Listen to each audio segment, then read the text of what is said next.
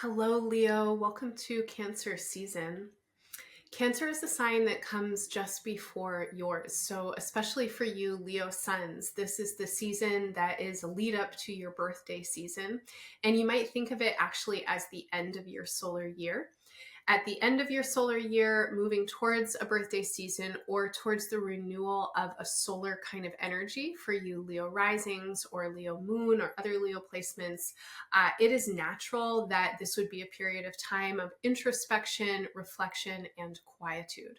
The more that you can give yourself time, space, and opportunity to be quiet, to be internal, to reflect, to be dreamy, to connect with your imagination, and to let go of the details of the day to day, the better this season will be for you.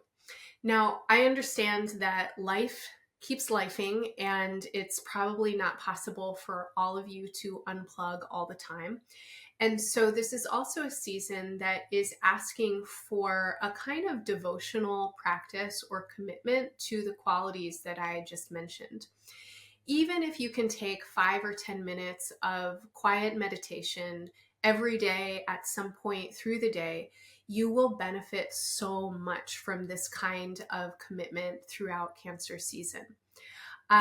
Any kind of attention that you can give the mystical, the sublime, and the numinous, you will benefit from offering that attention, because the mystical, the sublime, and the numinous have a lot that they want to be expressing to you. How do the mystical, sublime, and the numinous speak to us? They speak to us through symbolism, astrology, tarot, any kind of divination, any kind of practice that has you connecting with the unseen world is a practice that will definitely bring benefit in Cancer season. The sublime and the numinous also speak to us through the kinds of creativity that are not for an audience. This is creative self-exploration. This is journaling for yourself, drawing for yourself, making music for yourself, dancing to the beat of your own drum. Let yourself off the hook a little bit when it comes to pleasing anybody else, performing for anybody else, doing things that are about what anybody else thinks of them. What can you explore when it comes to your own authentic self-expression? This is a really important area of investigation and investment for you right now. I want to encourage you to find ways to do this secretly throughout the season of Cancer. So in Cancer season, June 20th through July 22nd, find secret ways to connect with the numinous and the creative.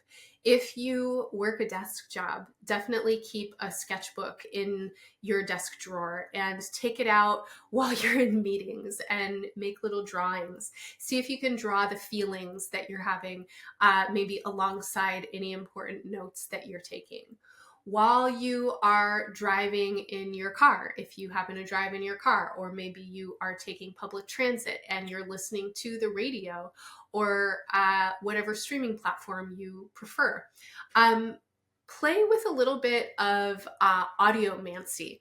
So listen for the symbols and messages that might come through in the airwaves. You can play with bibliomancy as well in the books that you're reading. Take a moment, hold the book between your two hands, really just try and resonate with a question or ask for guidance, and then open randomly and see what appears. The subtle and the numinous are everywhere. Spirit is everywhere, and the universe is a playful, inspirational substance, and it really likes attention.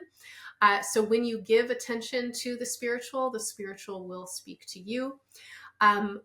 Leos are definitely highly intuitive signs, and sometimes they don't know it. In some ways, Leos are like secret psychics. And over the course of Cancer season, your psychic capacities, your intuitive capacities really want your attention. And When you give attention to the subtle, to the numinous, to the intuitive, you are also making space for inspiration. And I think a lot of you are considering some important and big steps in the near future. And my feeling is that you need to like clear some space so that you can get the strategy. Now, when it comes to the future, Leo, you are in a really important time of like a glow up. You are in a renovation period.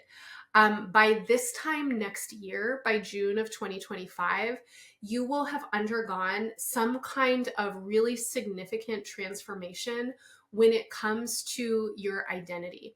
By the end of 2025 and moving into 2026, this transformation is going to manifest in remarkably new ways of being and doing in the world. When it comes to your sense of life path and life purpose, there is new energy coming in. And as a fixed sign, Leo can be stubborn sometimes, and it can be hard for Leo to change. When you come across what is comfortable and familiar, if it gives you steadiness and stability, it can be really hard to disrupt that, even if you think that you're inviting it. Your habit body is really strong. Leo is a sign that has a lot of fortitude, a lot of energy, and can like keep at it, keep at the same thing for a really, really long time. And this is a period of time that is necessarily disrupting your rhythms and habits. So the more you can tune in with that and disrupt your rhythm and habits of your own volition, the better. Now, how do you disrupt your rhythm and habits in ways that serve and support what you are trying to grow towards? You have to listen. You have to get quiet. You have to tune in. You have to really pay attention to your spirit, to your inner body, and to the ways that you connect with your higher self, with your intuition, with universal energy or the divine energy of your understanding. As we get into the month of July, I feel you coming into an increasing amount of energy. We are moving towards Leo season. And as of the beginning of July, the personal planets will start to move into Leo, beginning with Mercury on July 2nd, and then with Venus on July 10th. The sun will move into your sign on July 22nd. Now, as all these bodies move into Leo, they are forming important aspects with the outer planets, and a lot of shifts are happening for you in the dimension of your relationships and also how you want to be perceived in the world and what you are putting yourself out with in the world.